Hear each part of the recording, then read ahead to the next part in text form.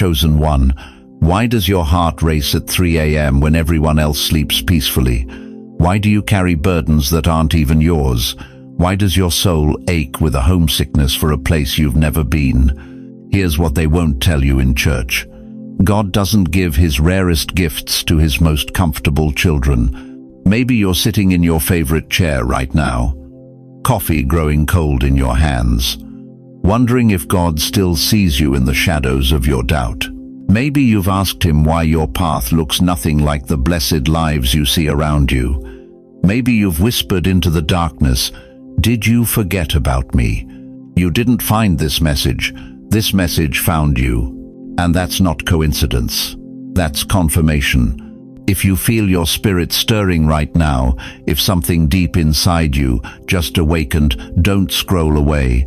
That's not emotion, that's recognition. Your soul knows why you're here. There is something God only gives to the rare ones, something he reserves for those whose hearts can hold what others cannot. Something hidden in plain sight, wrapped in what looks like hardship but feels like destiny. And you have it. This isn't motivational fluff.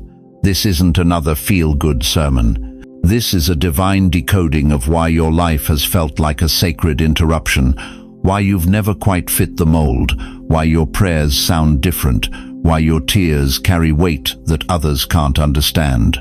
What if your hardest years weren't punishment, but preparation? What if every tear you've cried in secret was watering seeds for a harvest only heaven could orchestrate? What if the very thing that broke you was actually making you? Before we go deeper, I want to pause and say thank you to every single one of you who has supported this message through super thanks. Your generosity means more than you know. You're not just donating, you're helping spread light to others who feel alone in their calling. Whether you give or not, I'm deeply grateful for your presence here, your support, your time, your attention. It all matters. And if this message resonates with your soul, go ahead. But right now, in this sacred moment, I need you to understand, you weren't chosen for comfort, you were chosen for carrying. Not because you're stronger, because you're different. The question isn't whether God sees you. The question is, are you ready to see what he's been preparing you for? Because what I'm about to reveal will change everything you thought you knew about your purpose. Why do strangers tell you their deepest secrets within minutes of meeting you? Why do people seek your counsel when you feel like you're barely holding it together yourself? Why does your presence calm storms in rooms you've never been in before? Because you weren't just called, dear one, you were marked. There's an invisible signature written across your spirit that only heaven can see and broken hearts can sense. You've been walking around with an invisible crown while thinking it was a burden. What you've mistaken for weight was actually authority. What you thought was suffering was sanctification. Listen carefully. The chosen ones don't carry assignments wrapped in applause. They carry assignments wrapped in weight. And you've been carrying yours for years, haven't you? You forgave in silence when others would have screamed for justice. You kept showing up even when no one saw you, even when your own heart was shattered into 1,000 pieces. You've buried dreams just to keep others fed. You've swallowed your own pain to make room for theirs.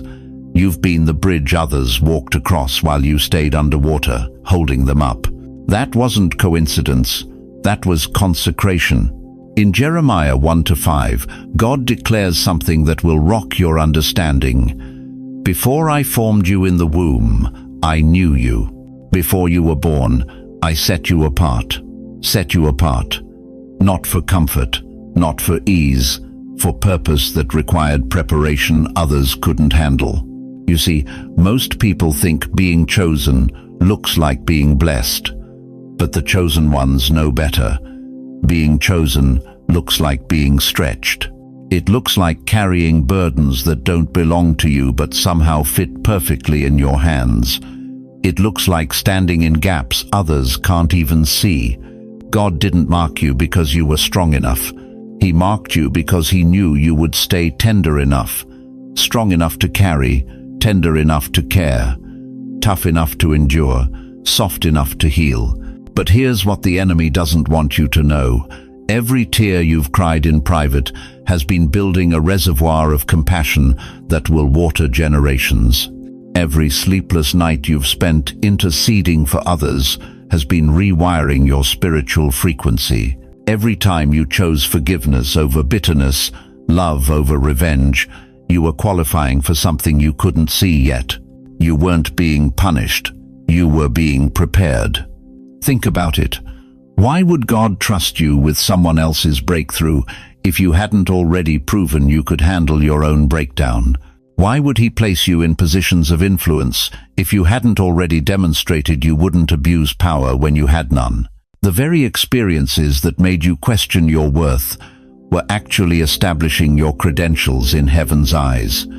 While others were building resumes, you were building character. While others were chasing platforms, you were developing the kind of authority that can't be taught in seminars or earned through networking. If you know this is your word, type in the comments, "I was marked before I was born." But let me tell you something that will shift your perspective forever. You weren't forgotten during those silent years. You were preserved.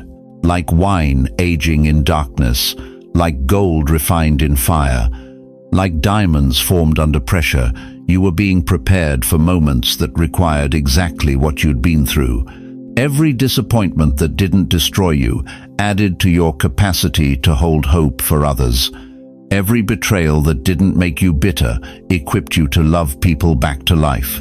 Every season of lack that didn't make you greedy taught you how to give from an empty cup and watch God multiply it.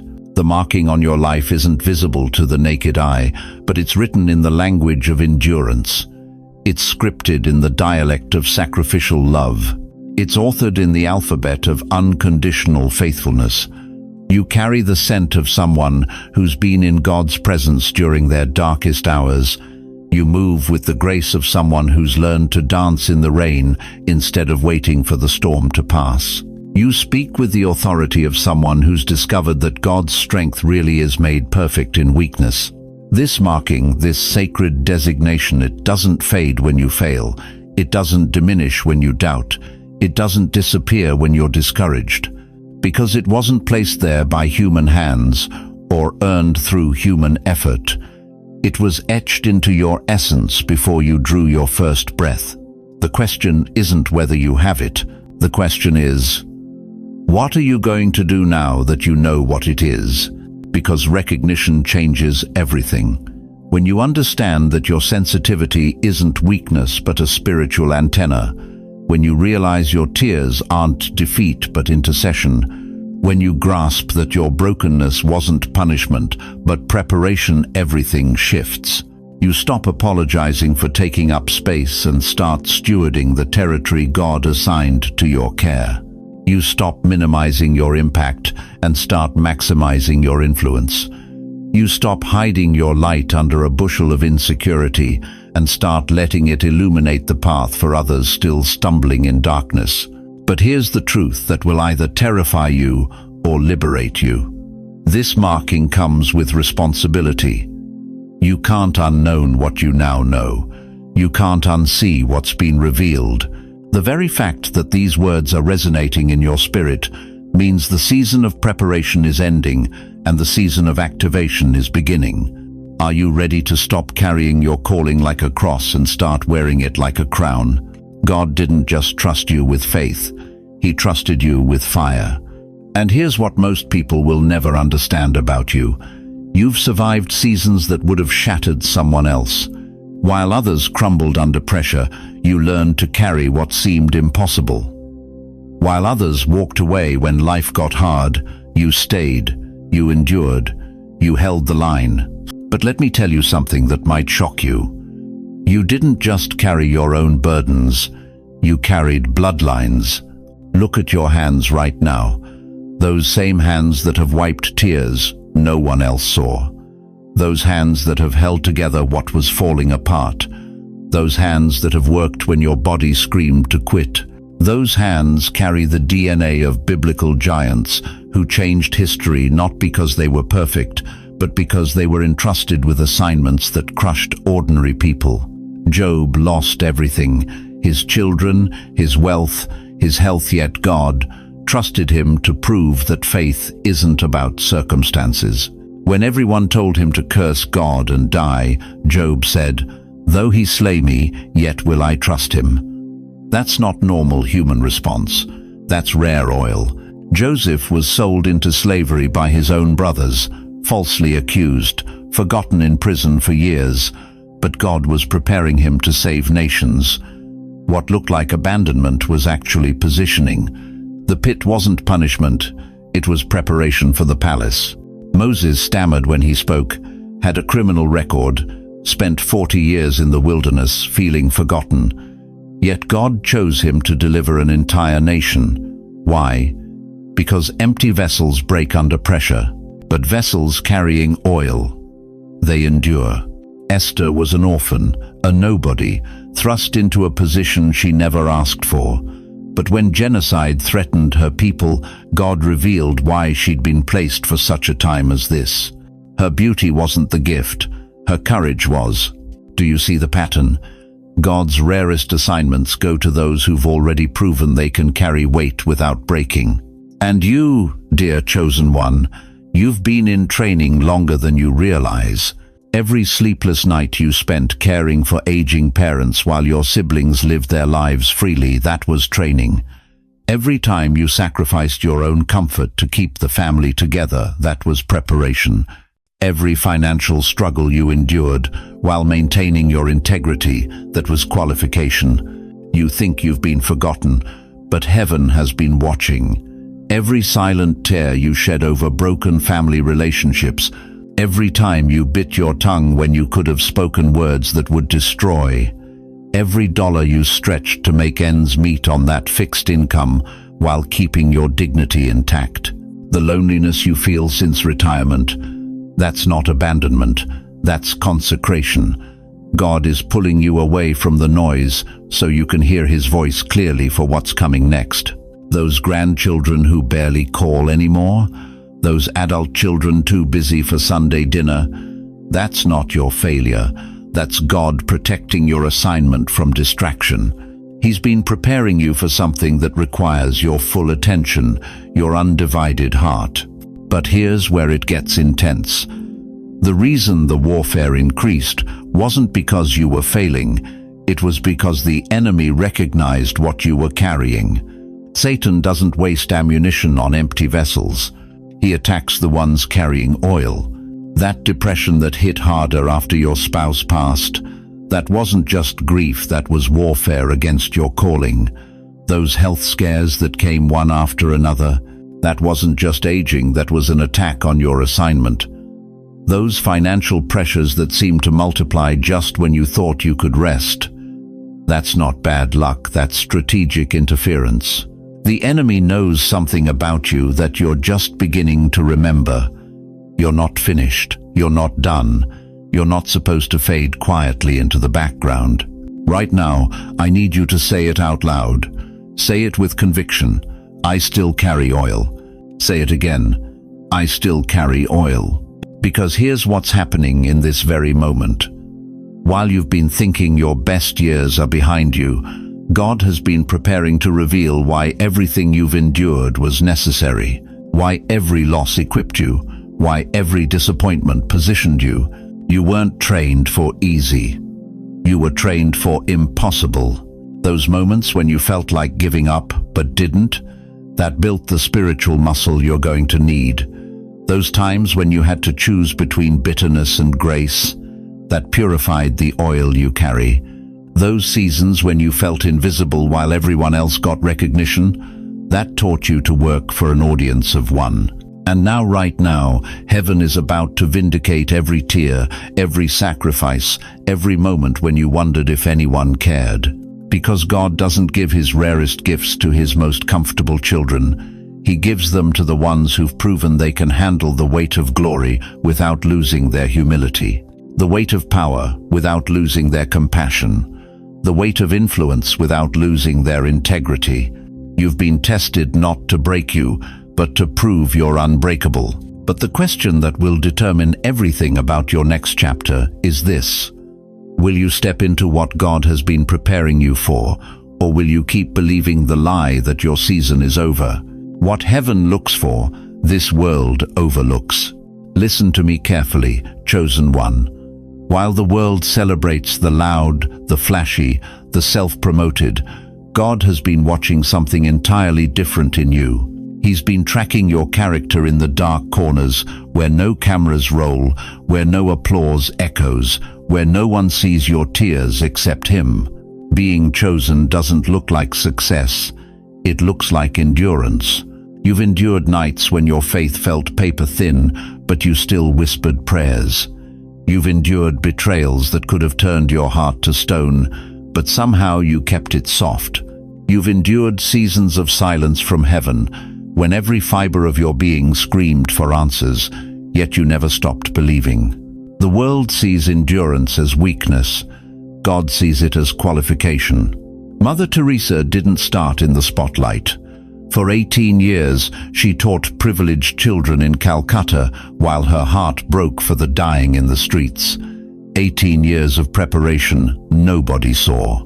18 years of her soul being stretched to hold what the world considered untouchable. The qualification wasn't her education or her connections. It was her willingness to endure in obscurity until love became her only language. You think Moses was qualified at 40 when he tried to save his people through violence? God had to strip him down, put him in a desert for 40 years, watching sheep until his ego died and his character was forged in solitude. At 80, when the world would call him finished, God called him ready. God kept track not just of your faith, but of your restraint. Every time you could have spoken harshly but chose silence. Every time you could have retaliated but chose forgiveness. Every time you could have given up but chose to endure one more day. Heaven was keeping score, not of your victories, but of your character under pressure. Luke 21:19 tells us, by your endurance you will gain your souls, not by your talent, not by your networking, not by your perfect theology. By your endurance, by your ability to hold on to who you are when everything around you is falling apart. Tyler Perry lived in his car, writing scripts on napkins while Hollywood rejected him again and again. But those weren't wasted years, those were qualification years. Every rejection was teaching him empathy for the broken. Every night in that car was building the resilience he'd need to create stories that would heal millions. The fruit they'll admire in his empire grew from roots they never saw. Viola Davis waited tables while studying Shakespeare. She faced rejection after rejection, told she wasn't pretty enough, wasn't the right type. But every no was carving out space in her soul for the roles that would change cinema forever. Her qualification wasn't her beauty, it was her willingness to endure until her depth became undeniable. You see, dear one, what looks like delay to the world is development to God. What feels like punishment is actually preparation. The reason your journey has been harder is because your assignment is heavier. God doesn't give His greatest gifts to His most comfortable children. He gives them to the ones who've learned to carry weight without dropping their worship. Right now, someone is looking at your life thinking you've been forgotten. They see your struggles and assume God must be distant, but they can't see what heaven sees. They can't see the spiritual muscle you've developed in the gymnasium of adversity. They can't see how every trial taught you to trust when you couldn't see, to hope when circumstances screamed despair, to love when you had every reason to harden. The fruit they'll admire in your life grew from roots they never saw. Your gentleness after being broken repeatedly, your wisdom after walking through confusion, your peace after surviving storms that would have destroyed others, your ability to speak life over situations that look dead. These aren't natural gifts. These are rare qualifications earned through sacred endurance. But here's what the enemy doesn't want you to know. Your qualification period is ending. The very thing that tried to disqualify you, your sensitivity, your deep feeling, your inability to just get over it quickly, these are precisely what qualified you for what's coming. God needs vessels who've been broken and healed, not vessels that have never been tested. He needs leaders who've cried in the dark, not just ones who've stood in the light. He needs voices that can speak to the wounded because they've carried their own scars with grace. The world will never understand why God chose you. You're not the loudest voice in the room. You're not the most connected. You're not the most polished, but you're the most proven. You've been tested in the furnace of adversity and came out with gold character instead of bitter ashes. Your restraint when you could have destroyed, your forgiveness when you had every right to hold grudges, your continued worship when God felt silent, your refusal to let pain turn you poisonous. These are the rare qualifications that caught heaven's attention. The shift is coming, chosen one, not because you've suddenly become worthy, but because you've finally become ready. Ready to carry honor without it corrupting you. Ready to receive blessings without forgetting where they came from. Ready to influence without exploiting. Type this in the comments. I survived, with my softness intact, because that's your qualification. That's what heaven was looking for. That's what this world desperately needs and rarely finds. And now, God is about to show the world what happens when the rare ones finally step into their purpose. Listen closely, chosen one. What I'm about to reveal isn't promotion, it's revelation. And there's a profound difference between the two that will change how you see everything that's coming. You've been waiting, praying, believing. Some of you have been standing at the same door for years, knocking until your knuckles bled, wondering if God forgot your address. But here's what heaven has been orchestrating while you waited in the shadows of uncertainty. The doors you've been waiting on, they're opening. Not because you chased them, not because you networked your way in, not because you finally said the right prayer at the right time. They're opening because you were consistent in private. Because when nobody was watching, when nobody was applauding, when nobody even knew your name, you kept showing up. God doesn't reward public performance. He honors private faithfulness. And right now, in boardrooms you've never been in conversations you'll never hear, in divine councils that operate beyond human understanding, your name is being spoken, not as a candidate, as a solution. You weren't invited, you were sent. There's a fundamental difference. An invitation suggests you might fit in. Being sent means you're exactly what's needed. God isn't asking if there's room for you at the table. He's rearranging the table to accommodate what you carry.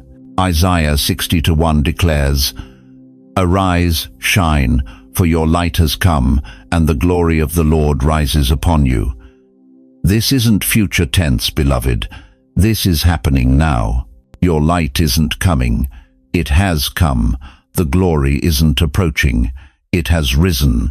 But here's where most people miss it. They think this verse is about getting noticed. It's not. It's about being unveiled. The light was always there. The glory was always present. What's changing is that heaven is finally removing the veil that kept it hidden.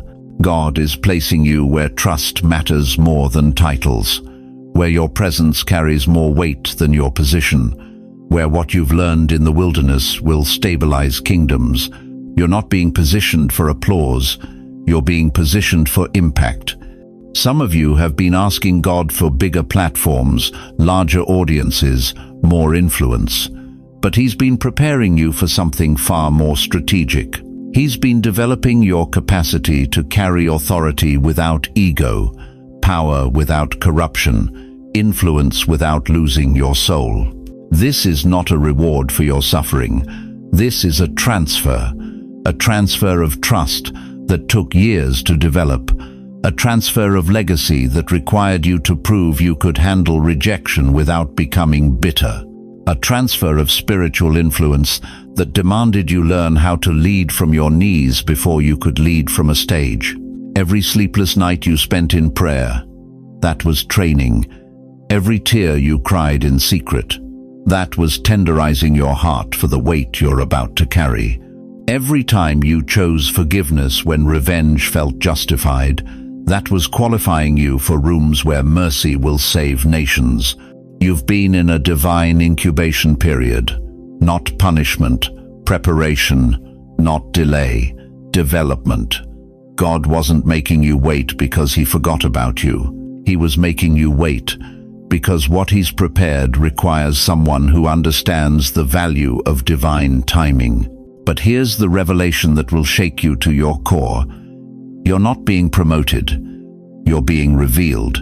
Promotion suggests you went higher. Revelation means what was always there is finally being seen. You've been carrying divine qualities for years. Wisdom that cuts through confusion. Discernment that exposes deception. Compassion that breaks generational curses. Peace that calms storms others couldn't weather. You carried it in silence. Now God is saying it's time to move with the same authority, but without the same weight. The enemy has been attacking you so fiercely because he recognizes what you're carrying. He doesn't waste ammunition on empty vessels. He targets the ones carrying oil.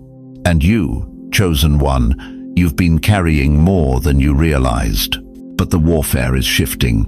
Not because the battle is over, but because you're no longer fighting for position. You're fighting from position. There's a difference. Fighting for position is desperation. Fighting from position is declaration. This next chapter isn't about proving yourself. It's about unveiling yourself. Not to gain approval, but to bring alignment. Everywhere you go, things will start falling into divine order. Not because you're trying to fix everything, but because you carry the frequency of heaven. Some of you will walk into situations that have been broken for years, and your presence alone will begin the healing process. Others will speak words that shift atmospheres that have been stagnant for decades. Still others will simply stand in rooms where their peace becomes a weapon against chaos. This isn't about your talent. This is about your trust. The trust God has placed in you because of how you've walked when nobody was watching. The trust that says, this one can handle more. Are you feeling it? That stirring in your spirit. That's not excitement. That's recognition. Your soul knows what your mind is still processing. The season of hidden preparation is ending. The season of visible purpose is beginning. But I need to ask you a direct question that will determine how this unfolds. Are you ready to step into a level of responsibility that requires you to die to the need for human approval? Are you prepared to carry influence that will make some people uncomfortable with your very presence? Because what's coming next will test everything you think you know about walking in purpose. Heaven has kept receipts. Every single prayer you whispered into the darkness when your faith felt like vapor. Every tear that fell on your pillow while the world slept peacefully around you. Every moment you praised God with an empty heart, forcing hallelujahs through gritted teeth because you knew he deserved worship even when your world was crumbling. God didn't forget those nights you prayed and nothing shifted. He was taking notes. He didn't ignore you when you sowed in tears, wondering if your sacrifice meant anything to anyone. He was keeping records. He didn't overlook the seasons you praised with an empty heart, when worship felt like work and faith felt like foolishness. He was writing it down. Dear chosen one, let me tell you something that will shake your understanding of divine timing. God operates on a different accounting system than this world. While people keep score by what's visible, heaven keeps books by what's invisible. Your hidden faithfulness, your secret sacrifices, your silent obedience when nobody was watching. And now those books are about to be opened. You see, there's a transfer season that comes to every chosen vessel. It's not promotion, it's repositioning. It's not elevation, it's revelation. God isn't just moving you up. He's moving what belongs to you toward you. The Apostle Paul said it best in Galatians 6-9. Let us not become weary in doing good, for at the proper time we will reap a harvest if we do not give up. At the proper time. Not your time, His time. And beloved, your proper time is now. But here's what most believers don't understand about transfer seasons. They don't feel like blessings at first. They feel like earthquakes. Everything familiar starts shaking. Relationships shift. Opportunities appear from nowhere. Doors you've been knocking on for years suddenly swing wide open, while others slam shut forever. Why? Because God is clearing the table. You've been eating scraps at tables where you were barely tolerated. You've been grateful for crumbs from people who should have been honored to serve you. You've been accepting leftovers when heaven had already prepared a feast. But no more. He's preparing a table, and this time, it's in front of every demon that tried to silence you, every voice that said you weren't enough, every system that tried to break you, every person who counted you out. Psalm 23:5 isn't just poetry, it's prophecy. You prepare a table before me in the presence of my enemies. Not beside them, not despite them, in front of them, where they have to watch, where they have to witness, where they can't deny what God is doing. And here's the part that will make your spirit leap. You won't have to defend your place at this table. You won't have to prove you belong. You won't have to fight for your seat. God Himself will pull out your chair. The transfer isn't just about what you're gaining, it's about what you're finally leaving behind. The seasons of proving yourself are over. The years of being overlooked are finished. The decades of carrying burdens that weren't yours are done. But listen closely. With great transfer comes great responsibility. You're not just being blessed, you're being positioned. God isn't just giving you what you want, He's giving you what the world needs through you. The gifts He's transferring aren't for your comfort, they're for your calling. The resources He's releasing aren't for your luxury, they're for your legacy. The favor He's flowing isn't for your fame, it's for His glory through your faithfulness, and the enemy knows it. That's why the warfare intensified. That's why everything felt harder before it got easier. Hell was trying to stop a transfer that was already signed, sealed, and delivered in heaven's courts. Type this in the comments. I'm stepping into my transfer season. Because when you declare it, you activate it. When you speak it, you receive it. When you believe it, you become it. But here's the question that will determine everything. Are you ready to walk away from familiar dysfunction to embrace unfamiliar destiny? Because what God is about to transfer to you will require you to leave behind everyone and everything that can't celebrate your breakthrough without feeling threatened by it. Listen to me carefully, dear one. The testing is over. The proving ground has been cleared. The spiritual evaluation that's been running in the background of your life for decades. You've passed with honors that heaven recognizes, even if earth never applauded. You've been proven trustworthy with silence when others demanded answers. You've been proven faithful in the wilderness when others had green pastures. You've been proven steady when storms came that would have shipwrecked lesser souls. And now, right now, God is saying something that will echo through eternity. This one can be trusted with more. But here's what I need you to understand about this final mantle being placed on your shoulders. This isn't a burden. This is a badge of honor that only the tested can wear. Moses didn't receive his burning bush at 30. He was 80 years old when God said, "Now you're ready." Anna the prophetess wasn't young when she recognized the Messiah in the temple. She was elderly, weathered by years of waiting, refined by decades of faithfulness.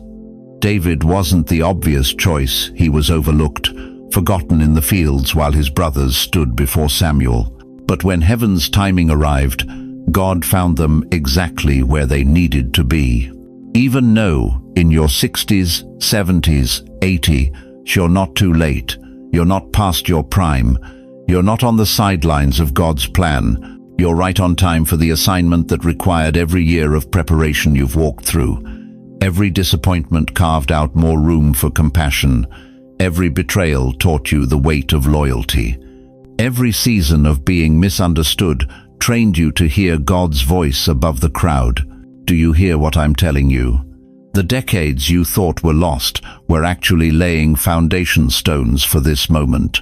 You thought you were buried under circumstances, under expectations, under the weight of caring for everyone else. But God was planting you. Seeds don't die in the dark, they germinate. And you, dear chosen one, are about to break through the surface with a strength that only comes from deep roots. The mantle that's settling on you now carries specific instructions. Speak less, but when you speak, let your words carry the weight of wisdom earned in fire.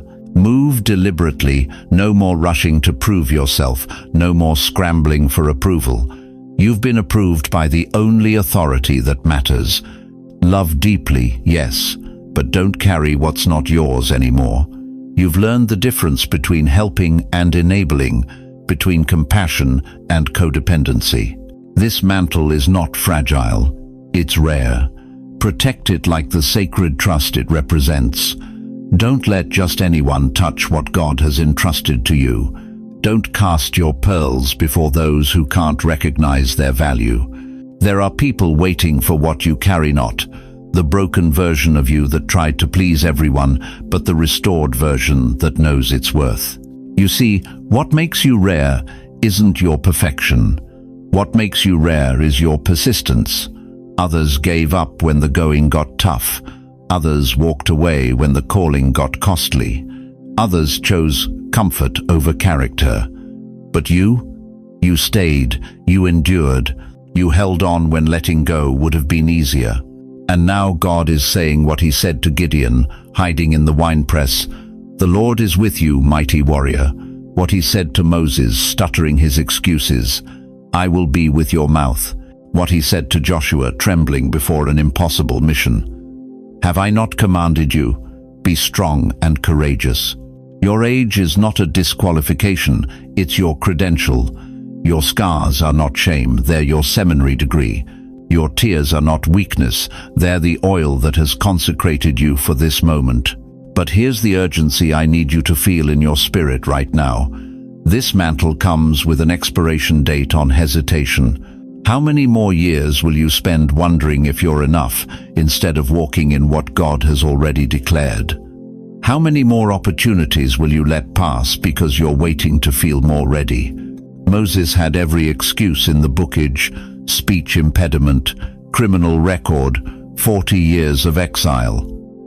But when he finally said yes, nations were set free. The world needs what you carry, not what you think you should carry, but what you actually possess right now. Your grandchildren need to see what faithfulness looks like in the flesh. Your community needs someone who's been through the fire and came out refined, not destroyed. Your generation needs models of how to finish strong, not fade away. This is your commissioning moment. This is heaven saying, we've watched you long enough, we've tested you thoroughly enough, we've refined you completely enough. Now walk in it. The question isn't whether you're qualified. The question is, will you accept the assignment? Stand up right where you are. Look in the mirror and see what God sees, not the mistakes, not the missed opportunities, not the might have beens. See the proven one. See the tested one. See the rare one who carried secrets and sorrows without becoming bitter. See the chosen one who held on to faith when doubt felt more reasonable. Say it with me now, and let these words settle deep into your soul. God didn't just call me, he trusted me. Now the only question left is this: what will you do with the trust of the Almighty resting on your life? You were hidden, not because you were unworthy, but because you were holy. Let me tell you something that will shatter every lie the enemy has whispered in your ear during those midnight hours when you wondered if God had forgotten your name, when you sat in that empty room, feeling invisible while watching others receive their breakthrough, their healing, their moment in the spotlight. You weren't abandoned, You were being prepared in the secret place. He who dwells in the secret place of the Most High shall abide under the shadow of the Almighty. Psalm 91 isn't just a promise, it's a position. And you, dear one, have been dwelling there longer than you realize. You were hidden, but not forgotten. The greatest diamonds aren't found on display windows. They're buried deep in the earth, under pressure, in darkness, for thousands of years before they're ready to catch the light. What if your loneliness wasn't isolation, but insulation? What if God wasn't hiding you from your blessing, but hiding your blessing until you were ready to steward it without it destroying you? Think about Moses, 40 years in the wilderness before he could lead a nation. Joseph, 13 years in prison before he could save a people. David, years in caves while Saul hunted him before he could wear a crown. Jesus himself, 30 years of obscurity before 3 years of ministry. You were hidden, but not forgotten. And here's what breaks my heart: you've been asking the wrong question. You've been asking God, why did you hide me? When you should be asking God, what were you protecting me from while you were preparing me for what's coming? That job you didn't get, the one that would have built your ego but destroyed your character. That relationship that fell apart, the one that would have given you companionship but cost you your calling. That recognition you craved that would have fed your flesh but starved your spirit. God wasn't withholding from you. He was shielding you. You were hidden, but not forgotten. But listen carefully, because this is where it gets dangerous. Some of you have gotten so comfortable in the secret place that you've forgotten it was never meant to be permanent. You've made your hiding place your home. You've turned your preparation season into your destination. God is whispering your name right now. Can you hear it? He's saying, it's time to come out. The work I've been doing in the shadows is complete. The character I've been building in the dark is ready for the light. What if your loneliness wasn't isolation, but insulation? What if every tear you cried in secret was watering the ground for a harvest that required deep roots? What if the very thing that made you feel forgotten was actually making you unforgettable to the purposes of heaven? You were hidden, but not forgotten. Here's your confirmation. If you're watching this message right now, if these words are hitting places in your soul that have been untouched for years, if you feel something stirring that you can't even name that's not coincidence, that's your call to come out. The enemy wants you to believe that your season of hiddenness was punishment. But what if it was the greatest gift God could give you? What if He loved you so much that He removed you from environments that would have contaminated your anointing, relationships that would have compromised your integrity, opportunities that would have elevated your platform but diminished your power? You were hidden like a seed, not to be discarded, but to be rooted. And roots that grow deep in darkness produce fruit that can withstand any storm. The time of hiding is over. God is about to reveal what He's been building in you during those silent years. The question isn't whether you're ready. The question is whether you'll trust Him enough to step into the light. Because some of you have been hidden so long, you've forgotten how to shine. But God hasn't forgotten. He's about to remind you who you really are. And when He does, the world won't be able to look away. But first, you have to believe that your time of concealment was actually your time of consecration. Will you? Let me tell you something the prosperity preachers won't. God doesn't just anoint your gifts, He anoints your wounds. You know what I'm talking about, don't you? That deep cut in your spirit that never fully healed. Maybe it was the pastor who told you that you weren't spiritual enough to serve. Maybe it was the church family who turned their backs when you needed them most. Maybe it was the betrayal that came wrapped in prayer language and Bible verses. You've carried that wound for years. It throbs when you hear certain worship songs. It aches when people talk about God's goodness like it's always been obvious. It whispers lies in the middle of the night. If God really loved you, would He have let this happen? But here's what the enemy doesn't want you to know. That wound isn't evidence of God's absence, it's evidence of your selection. You sang worship songs in rooms that suffocated you. You stayed silent through storms that should have broken you completely. You praised God with a voice that trembled, from a heart that was bleeding, in spaces that felt more like tombs than temples. Do you know how rare that is? Do you understand what kind of spiritual strength it takes to worship through betrayal? To say, "Yes, Lord," when your yes has cost you everything you thought you could trust.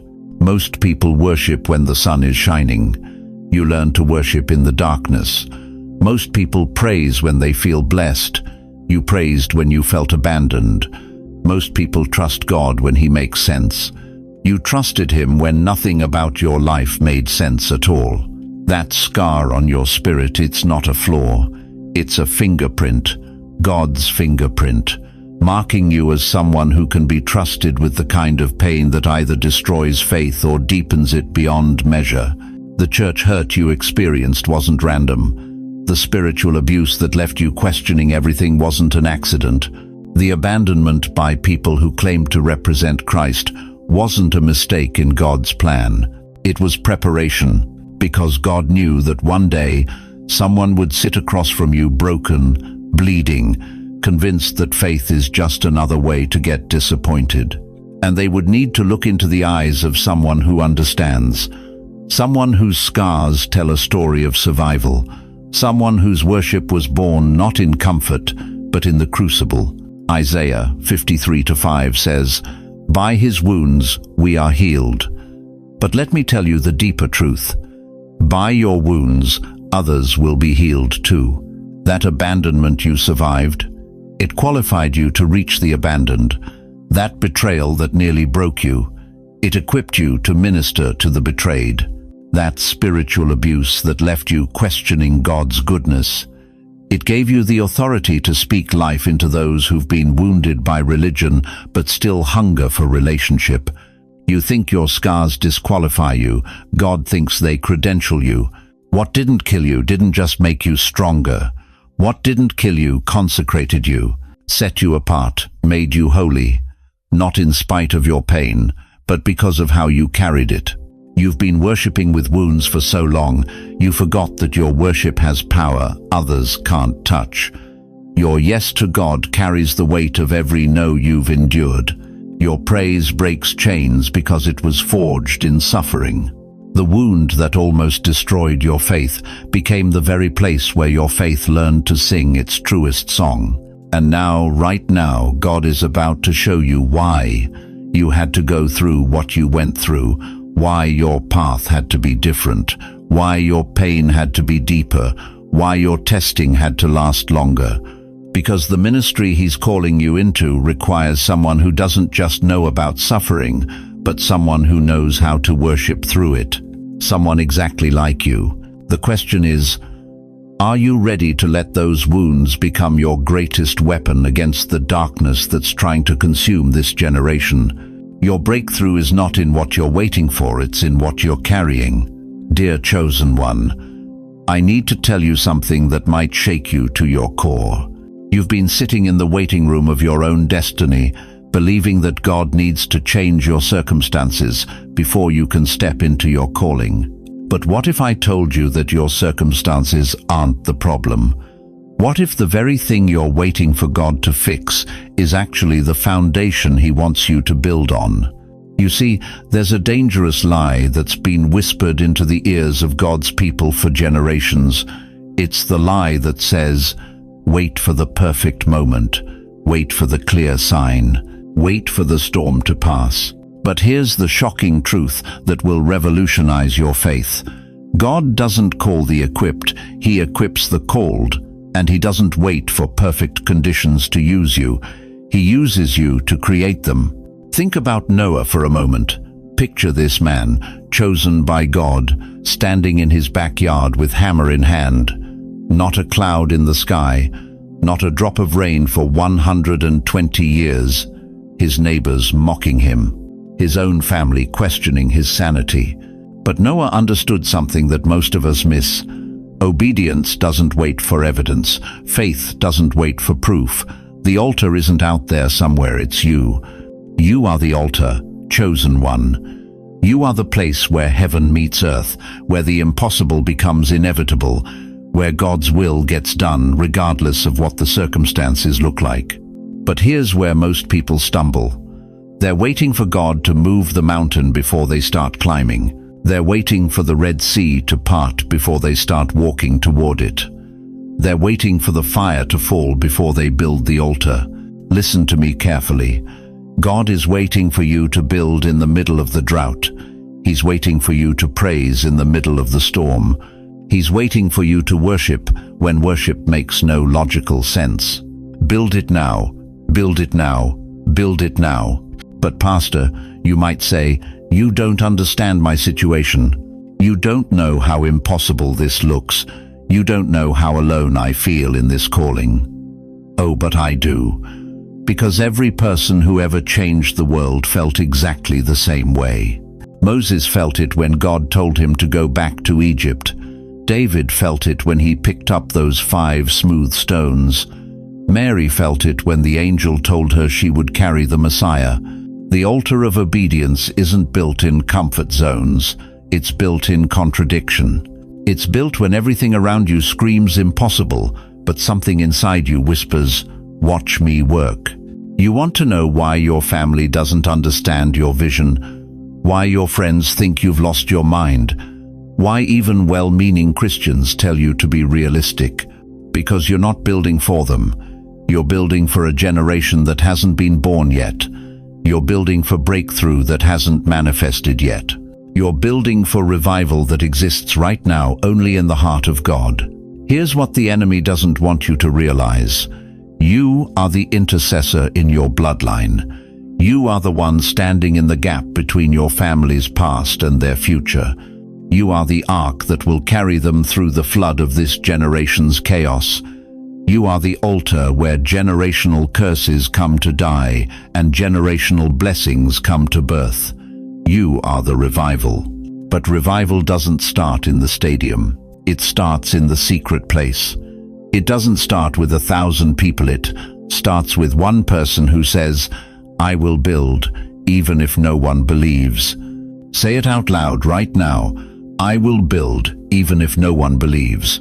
The weight you've been carrying isn't a burden, it's building material. The tears you've cried aren't evidence of weakness, they're the mortar that holds your altar together. The nights you've spent alone with God aren't lonely, they're holy. They're preparation for the moment when what you've built in secret gets revealed in public. Do you understand what's happening here? God isn't just asking you to have faith, He's asking you to be faith. He's not just asking you to believe in miracles. He's asking you to become the miracle.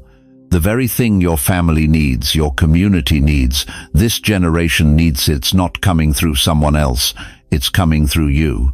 But it requires something most people aren't willing to give: radical, illogical, death-defying obedience.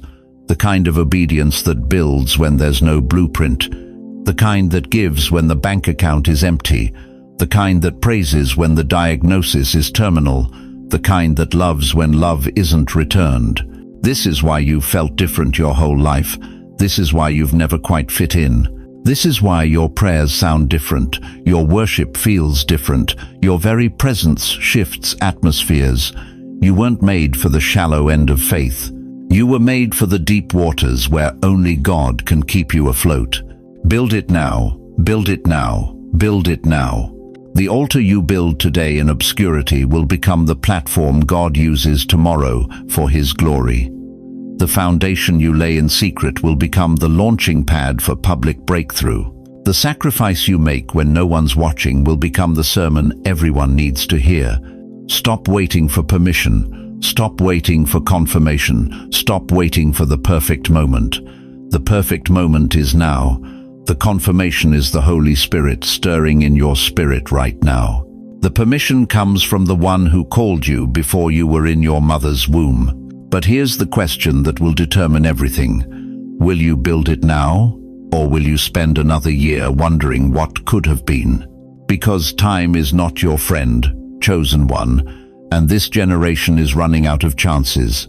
You've been feeling it, haven't you? that restlessness in your spirit, that divine dissatisfaction with where you are, that holy homesickness for a place you've never been. Dear chosen one, what you're experiencing isn't depression, it's migration season. When heaven moves, it doesn't make announcements, it makes alignments. Right now, God is orchestrating the greatest spiritual relocation of your lifetime, not just changing your address, transforming your entire atmosphere. And the reason it feels so unsettling is because you're being uprooted from everything that once felt safe but was actually keeping you small. Look at Moses, 80 years old when God called him out of the wilderness, 80 years of exile, thinking his best days were behind him. Then one burning bush changed everything. God didn't ask Moses if he was ready. He didn't consult his comfort level. He simply said, "I am sending you." And Moses had to choose, stay in the familiar desert or follow the fire into destiny. That burning you feel in your chest right now, that's not anxiety. That's the same fire. Abraham was 75 when God whispered, "Leave your country, your people, your father's household." Genesis 12:1.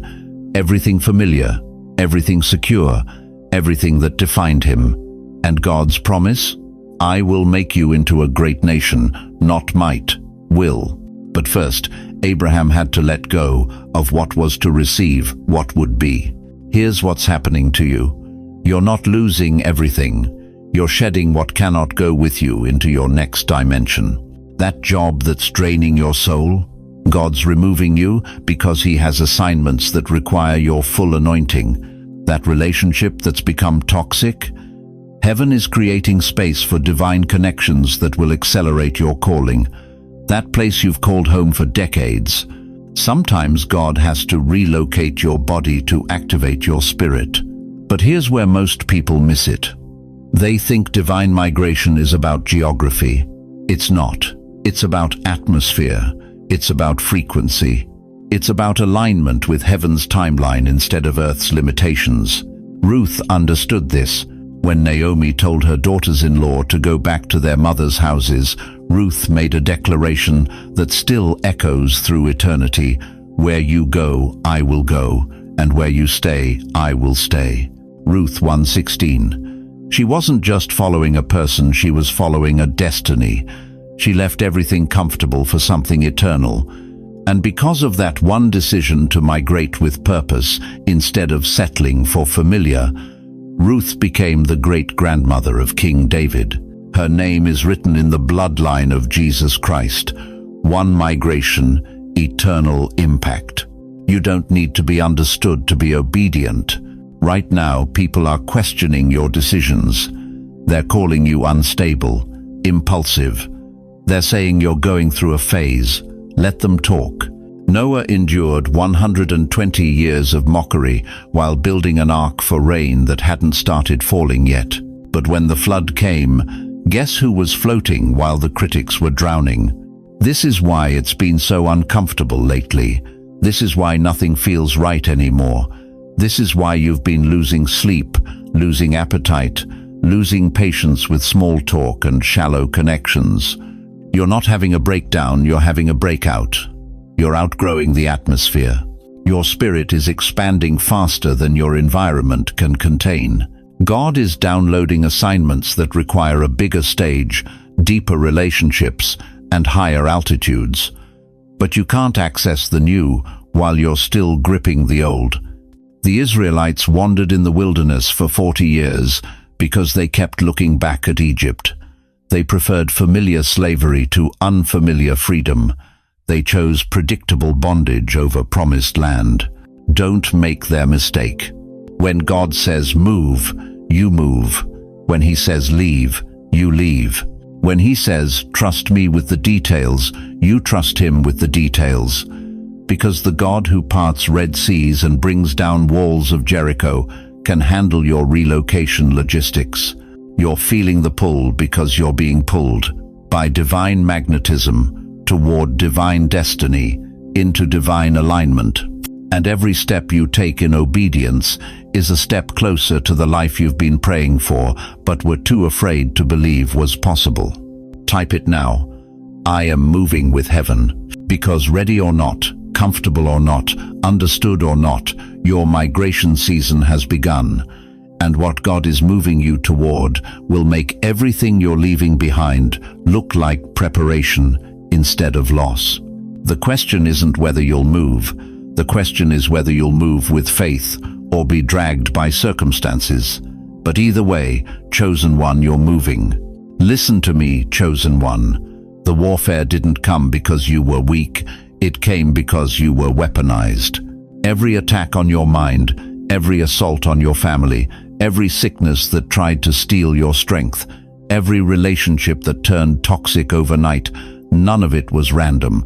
Hell doesn't send smoke where there's no fire.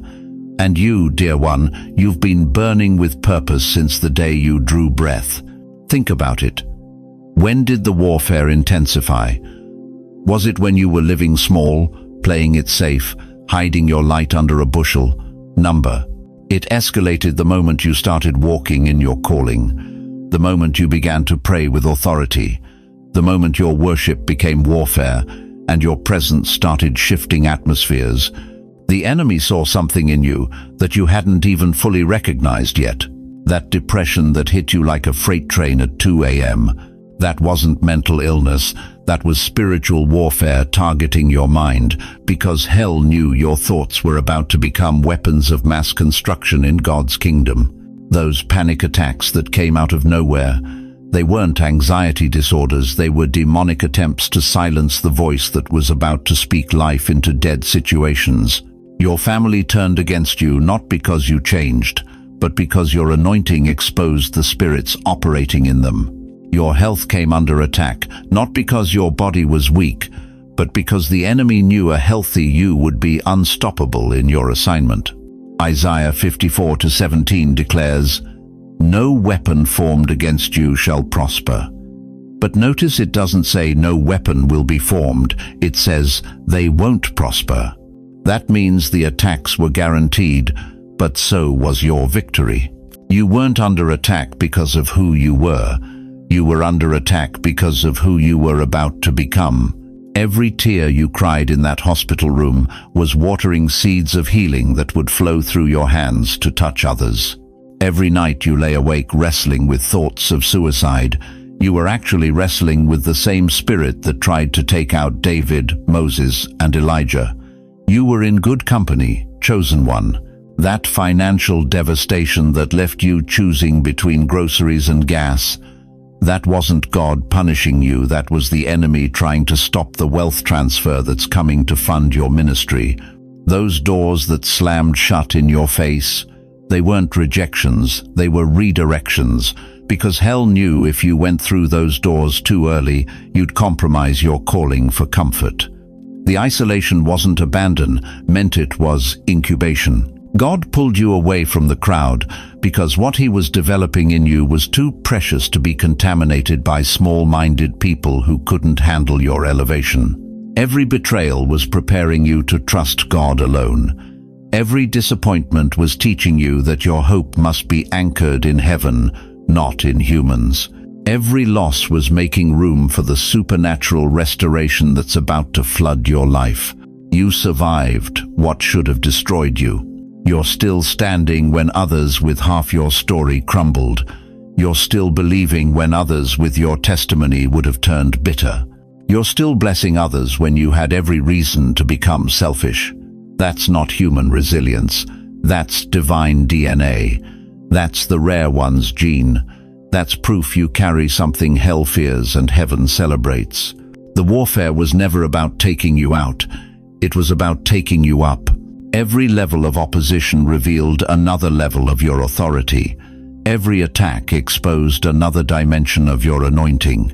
Every battle equipped you with weapons you didn't know you needed for wars you couldn't see coming.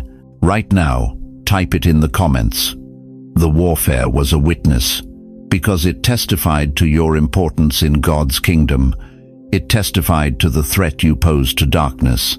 It testified to the glory you're about to walk in. The very fact that you're still here, still fighting, still believing that's your evidence that greater is coming.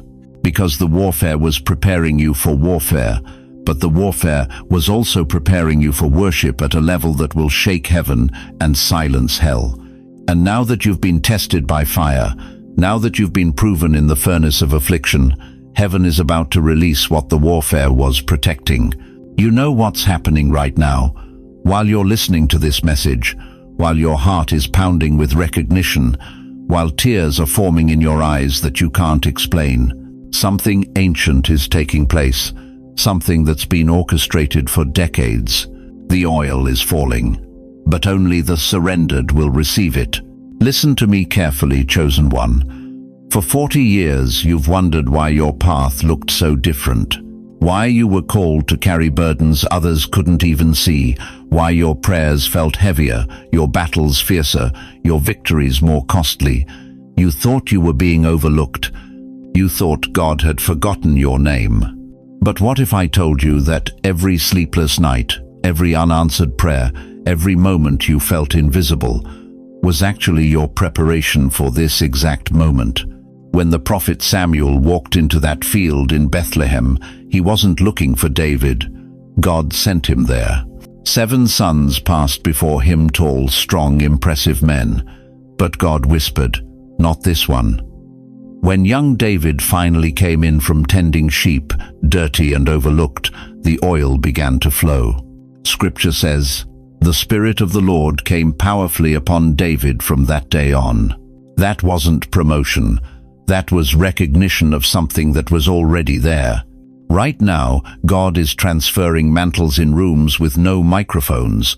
He's pouring oil on heads that haven't asked for it, haven't campaigned for it, haven't even believed they were worthy of it. While others are posting about their blessings, while others are building platforms, God is quietly anointing the forgotten ones, the ones who learned to worship in the wilderness, the ones who stayed faithful when no one was watching. You've been in training for decades. Every betrayal taught you discernment. Every rejection refined your character. Every season of waiting developed your patience. Every tear you cried in secret watered the ground for this moment. And the position you didn't chase, the recognition you didn't seek, the platform you didn't build, that's exactly where heaven will now reveal you. Do you remember Elisha? He wasn't running after Elijah's mantle. He was plowing his field, working with his hands, content in obscurity. When Elijah threw that cloak over his shoulders, it wasn't reward for ambition. It was recognition of readiness. Elisha had learned to be faithful in the small things. He had proven he could plow straight furrows when no one was applauding. That's you. That's your story. While others were building kingdoms, you were building character. While others were seeking crowds, you were seeking God's face. While others were making noise, you were learning to hear his whisper. And now, the mantle is falling. But here's what will shock you. No one will see it coming. Not even you. You won't wake up one morning feeling different. You won't get a text message from heaven. You won't hear an audible voice announcing your promotion. Instead, you'll simply step into a room, and atmosphere will shift. You'll speak a word, and hearts will break open. You'll pray a prayer, and heaven will move. People will ask, where did this come from? They'll wonder when you got so wise, so powerful, so anointed. They won't understand that this wasn't given to you last week. This was placed in you before you were born, refined through every trial, and activated in this moment. The oil that's falling on you right now isn't just for you. It's for the broken marriages you'll restore with a word. It's for the prodigal children who will come home because of your prayers. It's for the impossible situations that will bow to the authority you carry, not because you demanded it, but because heaven assigned it. This is your Elijah moment. This is your Samuel moment. This is your David in the field moment. The same God who looked past 7 sons to find a shepherd boy is looking past the qualified, the connected, the celebrated to find you. The same God who called Gideon mighty warrior while he was hiding in a winepress is calling you into your destiny while you're sitting in your living room, wondering if your best days are behind you. They're not behind you. They're beginning now. The mantle isn't falling on the ones who deserve it. It's falling on the ones who will steward it correctly. It's falling on the ones who learned to love when it wasn't returned. The ones who learned to give when they had nothing left. The ones who learned to stand when everything inside them wanted to fall. That mantle carries weight. It carries responsibility. It carries the prayers of generations who have been waiting for someone like you to step into position. Your grandmother's prayers. Your children's future. The stranger you've never met who will encounter God through your obedience. Are you ready? Because this isn't about feeling ready. David wasn't ready when Samuel's oil touched his head. Esther wasn't ready when she was chosen for such a time as this. Moses wasn't ready when God called him from the burning bush. Readiness isn't a feeling, it's a choice. The oil is falling, the mantle is transferring, the assignment is activating. Type in the comments right now, I receive the mantle. Don't think about it. Don't question it. Don't wait until you feel worthy. You were made worthy the moment God chose you. Because what I'm about to show you next will reveal exactly what this mantle looks like when it lands on someone who's been prepared in secret for decades. For 70 years, some of you have been asking the same question. When, Lord? When will you show up for me the way you showed up for others? Tonight, I'm here to tell you that question ends now. Because what you carried in secret, God is about to release in public. Look at your hands right now. Those same hands that wiped tears nobody saw. Those same hands that held broken dreams together with nothing but faith. Those same hands that served when you had nothing left to give. God has been watching those hands, and He's about to fill them with something the world has never seen you carry before. You think you've been waiting on God? No, dear one. God has been waiting on you. Waiting for you to stop apologizing for the fire in your spirit. Waiting for you to stop shrinking when He's been expanding your capacity. Waiting for you to realize that every single thing that tried to destroy you was actually developing you. Isaiah 60:22 declares, "At the right time, I, the Lord, will make it happen. Not at your time, not when you think you're ready, at the right time." And that time is now breaking like dawn over your life. Do you remember the tears, the years when you questioned everything? The quiet yes you whispered when everyone else said no?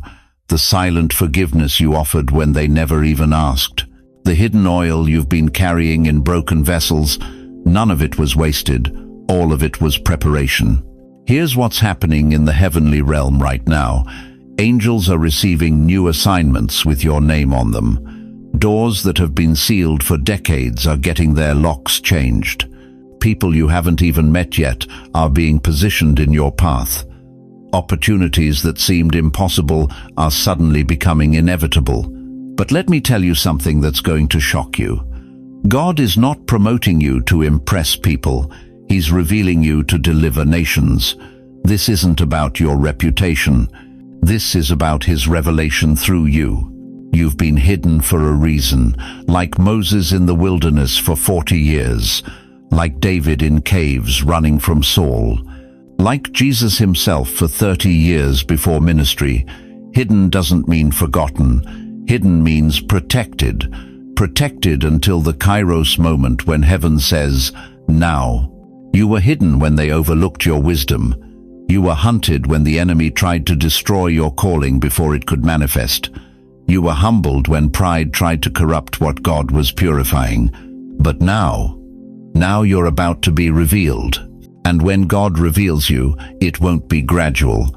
It will be sudden. It will be undeniable.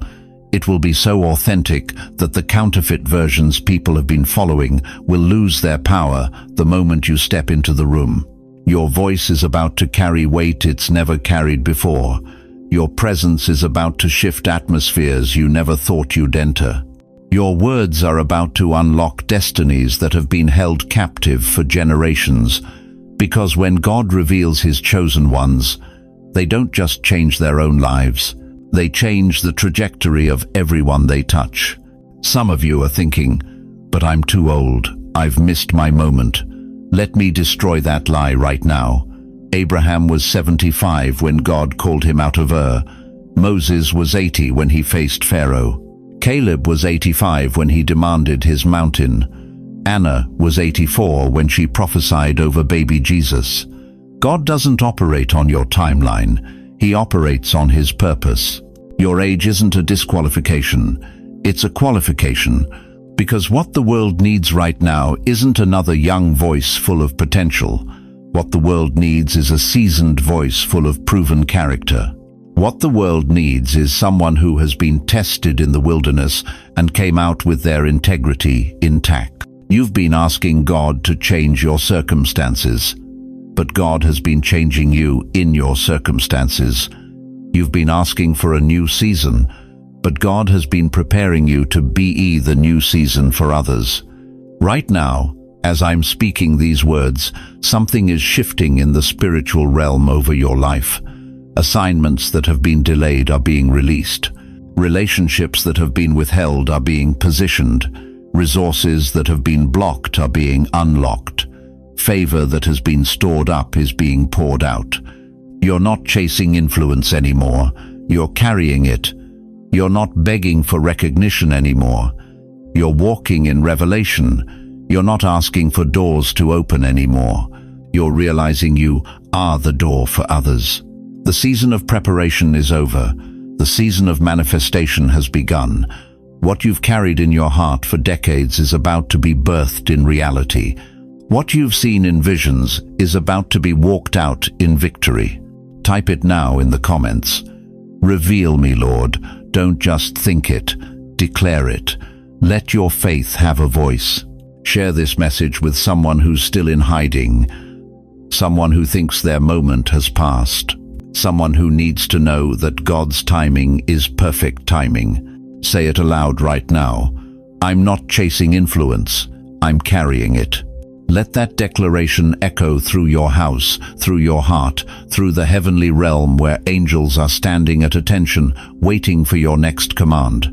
Because the world is about to meet the real you, the you that God has been preparing behind closed doors, the you that carries solutions for problems others can't even identify, the you that was hidden for such a time as this.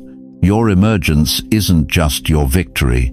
It's the victory of everyone who's been waiting for someone just like you to show up and show the way. My dear friends, as we come to the close of this sacred hour together, I want you to remember 3 eternal truths that will anchor your soul in the days ahead. First, your struggles were never random, they were strategic. Every tear, every test, every moment you felt forgotten was God preparing you for something greater than you could imagine. Second, the gifts He's placed within you aren't just for your blessing, they're for the healing of others who are walking the same dark valleys you've already conquered. And third, your time isn't over. It's just beginning. You are not alone in this journey. Right now, there are thousands watching who understand exactly what you've been through. They've felt the same isolation, the same questions, the same holy burden of carrying more than others could understand. And God is still working in your life, through your life, and for your life, every single day. In the comments below, I want you to know this is more than a community. This is a family. Share your heart. Tell us what God spoke to you tonight. Ask for prayer if you need it. We're here for each other, because that's what the body of Christ does. We carry each other's burdens and celebrate each other's breakthroughs. Before I pray with you, let me ask you this. If God asked you tomorrow, are you ready to step into everything I've been preparing you for? What would your answer be? Now, let me place my hand on your shoulder through this screen and pray over your life. Father God, I thank you for every precious soul who has stayed with us for this entire journey tonight. You see them right where they are, some in hospital beds, some in empty houses, some wondering if tomorrow will bring relief. Lord, I ask you to touch them right now with your healing presence. For those who have felt forgotten, remind them they are engraved on the palms of your hands. For those who have felt too old, too broken, too late, breathe new life into their dreams tonight. Open doors that no man can shut. Release resources that have been held back. Send divine connections that will change their trajectory. God, some watching tonight are facing their darkest hour. Meet them there. Be their light. Be their strength. Be their breakthrough. Let them feel your arms around them right now, assuring them that their story isn't over, it's just beginning, a new chapter. And Lord, use each one watching to be a blessing to someone else. Make them carriers of your hope, your healing, your love. Let their lives be living testimonies that you still work miracles. We thank you that you never waste a wound, never forget a prayer, and never abandon your children. Cover them tonight with your peace that passes understanding. Let them sleep knowing they are loved, chosen, and destined for greatness. In Jesus' mighty name, Amen. Thank you from the bottom of my heart for spending this sacred hour with me.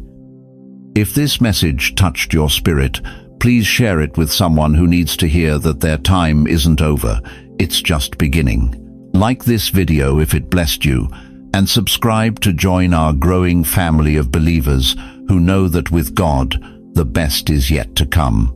Drop a comment and let us know, what is God calling you to step into? We're here to pray with you, encourage you, and remind you that you're not walking this journey alone. Until we meet again, remember you are seen, you are loved, and you are chosen for such a time as this. God bless you, dear ones. God bless you.